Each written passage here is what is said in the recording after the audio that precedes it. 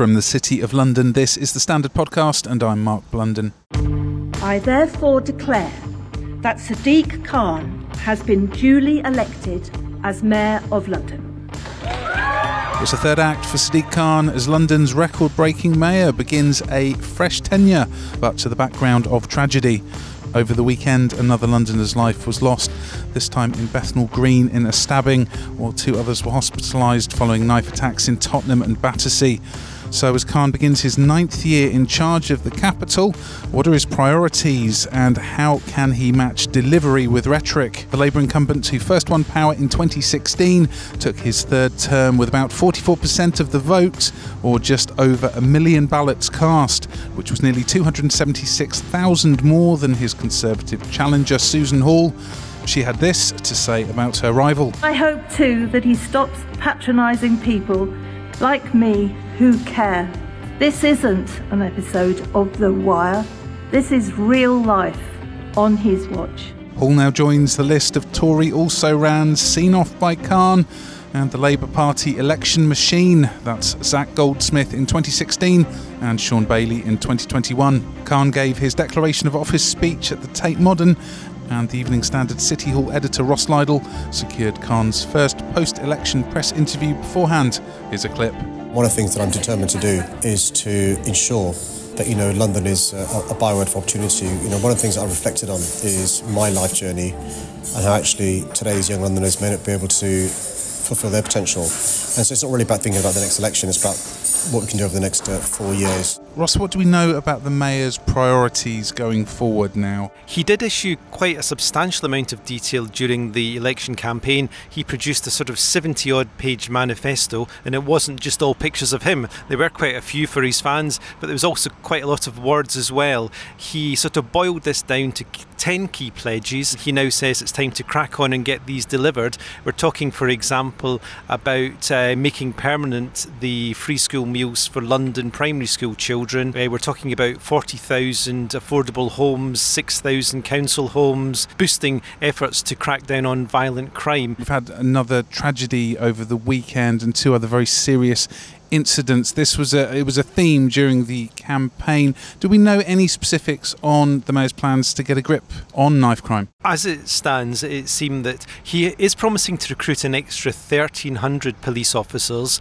However, he has struggled to actually fill all the places he had available already. The Met was unable to fill about 1,000 staff places. So while there's a will, it's not necessarily the way that he can actually manage to get more bobbies on the beat. That is a challenge. He will also press ahead with ongoing efforts to sort of tackle gang crime, gang violence, following this sort of public health approach which the Evening Standard has been championing for years. He adopted an idea first pioneered in Glasgow, where the sort of early stage intervention with a number of teenagers to try and prevent them being drawn into a life of gangs and crime, and that will continue as well. So he's trying to crack the hardest nuts there, but there's no question this is something that really many people will be watching closely. It seems almost a daily occurrence now that there's either a death or a very serious injury, if not many, as a result of knife crime, normally around 40 knife incidents a day. And you attended his declaration speech today, Tuesday. How was the atmos? It was pretty buzzy. There was a lot of relief amongst his supporters. I think it's fair to say that they had a very difficult Friday and a very happy Saturday. Obviously the election was on Thursday, but on Friday we got the turnout figures which showed that turnout was down on 2021. Now this set, if you like, the cat amongst the pigeons, because many Labour supporters then worried that with turnout down, could Sadiq's vote be down as well? As it turned out, they didn't need to get nervous. His vote actually went up. Susan's went way down. She did much worse than Sean Bailey managed as the Tory candidate in 2021. Sadiq claimed areas that are normally traditionally Tory, and he rather had much of a landslide, as it would be said if we were talking about a general election. And the only person who's done better than Sadiq in 2024 was Sadiq Khan in 2016. So what's your take on what went wrong again for the Conservatives? How much of it was a candidate issue and how much could be bracketed under other stuff, notwithstanding policies? Well, I don't think we saw the best of Susan Hall.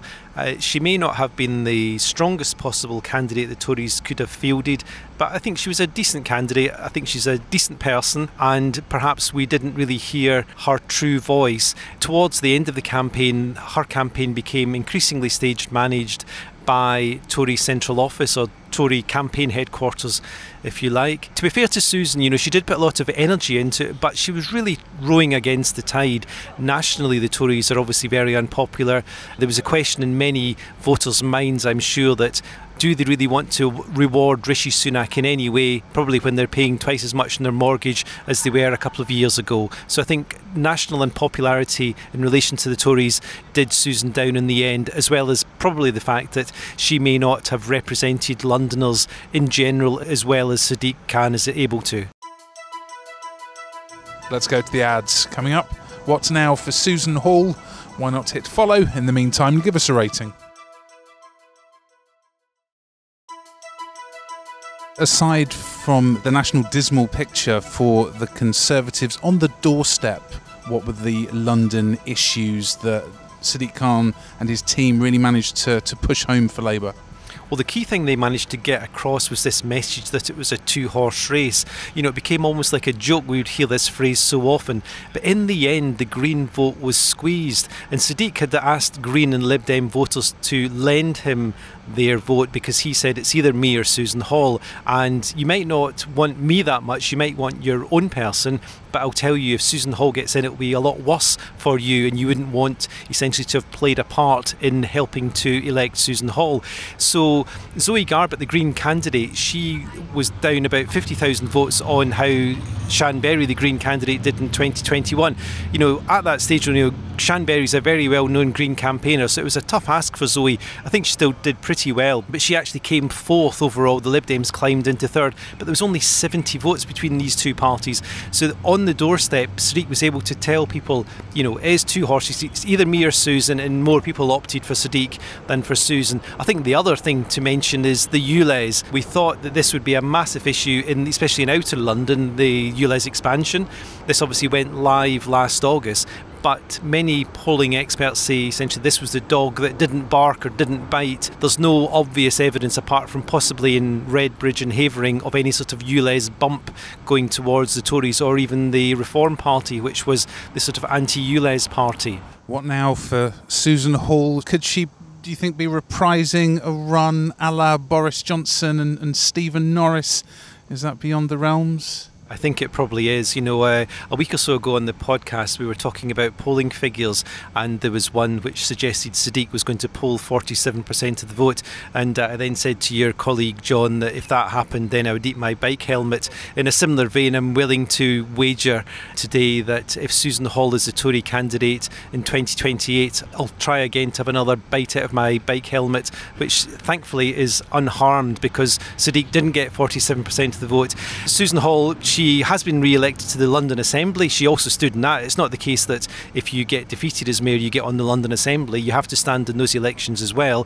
But both Susan Hall and Zoe Garbutt have been elected to the London Assembly because Susan is there on merit in terms of topping the Tory mayoral list, or the Tory Assembly list, I should say rather, whereas Zoe, we've just found out today, because Shan Berry, who took top spot in the proportional representation part of the sort of London-wide poll for London Assembly members, she's decided after just 3 days to stand down. So that means it goes to the fourth place because the Greens got 3 Assembly members, and therefore Zoe sort of jumps up a spot. It's almost like getting into Europe. If this was the Premier League table, she hasn't won the league, but she has made it into the Europa League. How much of an issue in the end was changing the mayoral vote system to the first past the post and the new voter ID rules? Well, we don't yet know exactly what happened with voter ID. We hope there will be some research done that may be published in the coming months, which may show how many, if any, voters were turned away from the polls, because it may be the case that some people were turned away but then hopefully they just went home, picked up their passport or driving licence and came back, because normally polling stations are only a few hundred yards away from where people live. So we'll find that out in future. But overall the turnout was down 1.5 points. About 2.5 million Londoners took part, slightly fewer than in 2021. But that wasn't a disastrous turnout by any means. It was the fourth highest or the fourth lowest, depending on how you want to compare it to the previous elections since 2000. In terms of first past the post, well, you can probably say that helped Sadiq. Sadly though, the one thing that has been pointed out by the Electoral Reform Society is that because people weren't able to vote twice for him or give a second preference rather than a first preference for Sadiq, then actually the number of people voting for him either first or second is down overall. But I don't think we can deny the fact that this is nevertheless a commanding victory, especially as a third term victory for Sadiq.